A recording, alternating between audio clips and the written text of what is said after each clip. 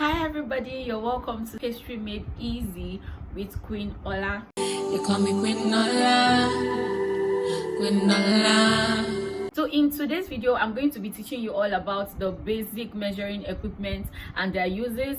Then we are also going to be learning how to, have a perfect measurement of your pastry without the use of a measuring scale. Now this class is a balanced class because number one, it is for those that are into business, into pastry business or catering business generally, and it is also for those people that just want to make pastries at home just for their own personal and family consumption. So without further ado, let's get right into our video. So there are three basic measuring tools used for catering or pastries or even basically cooking. There are three basic measuring tools, and they are your measuring spoon, your dry measuring cups, and your liquid measuring cup. Now for the sake of this video, I was actually looking for my liquid measuring cup, but I could not get it. But then while I'm doing the edit of this video, I'm going to be inserting it so that you're going to know what I am talking about. Now a measuring scale is also very, very important, as it helps you to have a more precise measurement of whatever it is that you want to do. First thing we're going to be looking at are measuring cups. So measuring cups are actually some of the most common measuring tools that are used in the kitchen. It usually comes in sets of different sizes that are used to measure both wet and dry ingredients. These are examples of the dry cups. You can also use it to measure liquid. Actually, you can use it to measure your liquid.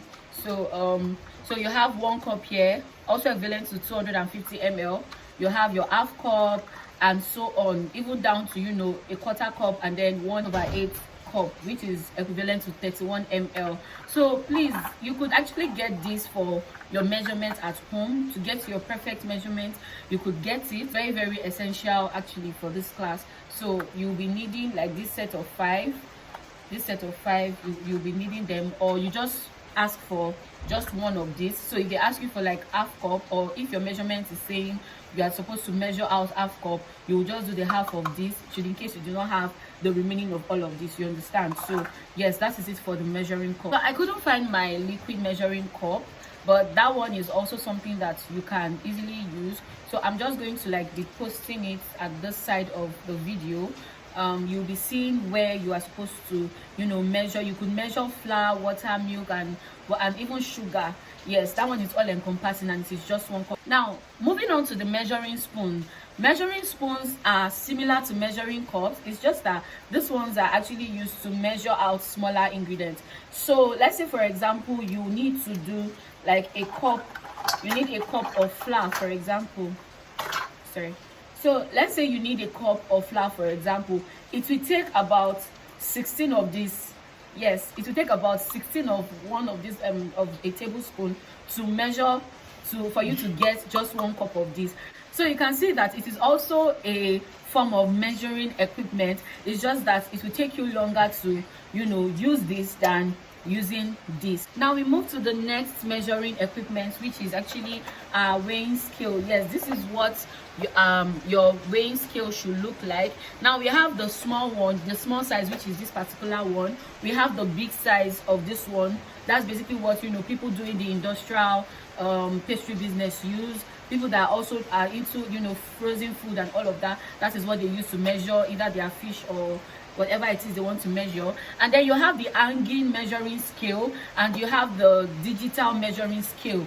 Now this one, you are counting it in 40s. So let's say this is 0 and this is 200, 400, 600, and what have you. Now for you to get, I hope you are all seeing it, going to be measuring this. I always would like to measure it by 40. You understand? So because we have 4 small, like 1, 2, 3, 4, then the big line, that is 5. So now you have 40 gram times 5, that is 200. You understand? So you have 200, you have 400, you have 600, you have 800, you have 1000. Now from this 1000 is 1 kg. So 1000 of gram equals 1 kilogram. You understand? So 0 to 200, all of these things before the 1000 is actually in gram, while from 1 kg thereabouts is actually 1 kilogram. Now, because of the size of this, right, you can also divide the measurement. Let's say, for example, you want to measure 1 kilogram. You are going to measure out you first of all measure out about 60 gram, which is this one, plus 400 gram. Okay, so don't think you need something really big to start up whatever it is you want to do. So if you want to measure out 1.5 also, you use the same measurement, you just divide it. So you can do yours 40 40 20, or 400 400 20 equals 1 kilogram, or you do 40, or you do 60 40, that is 600 400 equals 1 kilogram, or you even do 500 500. Okay, so and use this to measure as much. I've used this scale to measure as much as 10 kg. Okay, I've used it to measure as much as 10 kg. Do not forget that it is actually stopping at 5 kg. This is the limited one, so it is stopping at 5 kg, but you just have to keep measuring until you get your this, and then until you have enough money to buy the bigger scale. So now the digital scale, I do not have the digital scale. If now I would have showed you in this video. So the digital scale also helps your measurements. I would also post both the digital scale and the Angie scale. I'm going to be posting it, I'm going to be attaching it to this video. So another important tool you are going to be needing for anything called pastry is your sieve. Yes, your sieve. You're going to be needing sieve, and this helps you to sift out all the tiny particles in your flour, in your nutmeg, and also it helps you to remove lumps. It helps you remove lumps. So should in case you have particles, or you go to get your flour from a manufacturer and mistakes could be made. Okay, so you would be needing a sieve to ensure that fine and smooth texture in your flour. Then another equipment you are going to be needing that is very, very important is your mixing bowl. Now you can set aside any plastic or any stainless steel of your choice in your kitchen to just be specifically used for your pastry. So you can see all of these things, they're actually things that one should have even as kitchen utensils. Okay, so you should have your mixing bowl and your whisker. Now I couldn't find my whisker. If not, I would have showed you what it looks like, but I would be posting the picture on your screen. So you should be able to set aside a mixing bowl for your pastries in your house. Okay, you should be able to do that, either a plastic but just make sure that this particular one, you are not using it for any other purpose aside for pastry. So another ingredient that is usually used for pastry is your rolling pin, your wooden rolling pin. Okay, you could also get the plastic in the market. You need a rolling pin for your pastry. Pastries like sausage rolls, pastries like donuts, pastries like chin chin and the likes, you'll be needing a rolling pin to do it. So another important tool is your cutter.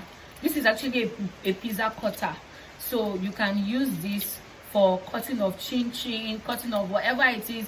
You also use it to cut out excesses. Okay, and now we have come to the end of the measuring equipment and their uses. Now we are going to be talking about the substitutes for each and every one of them. So let's go.